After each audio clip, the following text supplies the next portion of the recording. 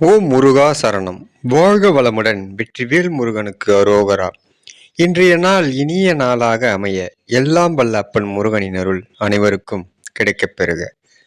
நாம் வாழும் வாழ்க்கையில் நமக்கு கடனே இல்லாமல் வாழ்ந்தால் நாம் தான் பெரிய பணக்காரன்.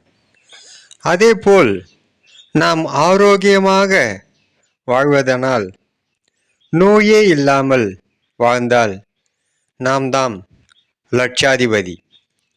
மேலும் நாம் சகிப்புத்தன்மையுடன் கோபமே இல்லாமல் வாழ்பவர்களே கோட்டீஸ்வரன்கள் என்று அப்பன் அருளுகின்றார்.